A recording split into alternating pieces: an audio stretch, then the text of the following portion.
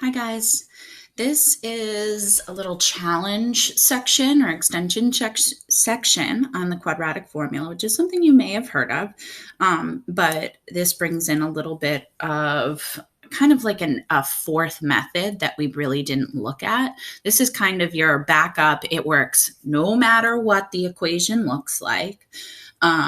So this is a method if the other ones aren't working. Now, it is labor intensive, so it is not going to be a short method. And I'm going to show you that with this first problem. So with this first problem, we could factor this, okay? We're not going to because I want to show you the difference if we factored it. So the quadratic formula is a formula that allows us to find what x is when it equals 0. So we still have to set everything equal to 0. Here is that quadratic formula, okay? Now, when it says a, b, and c, what it's talking about is ax squared plus bx plus c. So the coefficient of x squared is a, the coefficient of x is b, and the number on the end is c. Now, it's possible for any of these to be 0. Well, if a is 0, it doesn't really make much sense. It's not really quadratic, but I mean, anything's possible. Okay, so if we look at this, I can put a 1 here, and what I notice is a equals 1, b equals 12, and c equals 32.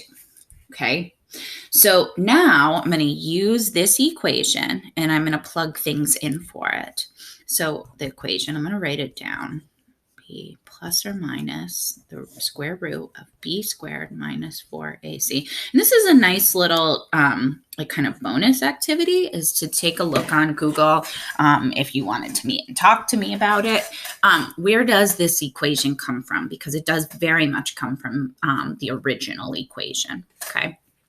Okay, so now what I'm going to do is when I see a b, I'm going to write 12. When I see an A, I'm writing 1, and when I see a C, I'm writing 32. And don't let those big numbers scare you. Okay, and then we're dividing all of it by 2 times 1. Okay, so I'm just gonna, I like to think of this as 4 parts. I'm sorry, 3 right now, and I'll show you why I slipped and said 4. So let me take a second and simplify all of these parts, okay? So when I do that, negative 12 is just negative 12, plus or minus. Now this in here is going to be a little extra, so I'm going to take a second and do that off to the side. So I've got to do 12 squared minus, and it's important to keep that. If that was a negative 12, that would be really important too, because negative 12 squared is also a positive. 4 times 1 times 32. So 12 squared is 144 minus 4 times 1 is 4 times 32. 144 minus, and 4 times 32, what is that? 4 times 32, oops, 4 times 32 is 128. 144 minus 128 is 16. Ooh, I like that number. Okay, so then remember, this is all under the square root. And so what's the square root of 16? Well, that's 4. Okay, you might be thinking from the work we've been doing, this whole plus or minus, and that's actually why this plus or minus is there. So we have plus or minus 4. And then we're divided by 2 times 1, which is 2. We can leave our answer like this, although it's not really simplified fully, okay? 12, 4, and 2 are all even numbers, so those can divide. Now, this is where that 4 part comes in, because I can do negative 12 divided by 2 plus or minus. I also have to divide the 4 by 2. And then we can really simplify this. So then we end up getting negative 12 divided by 2 is negative 6. Plus or minus 4 divided by 2 is 2.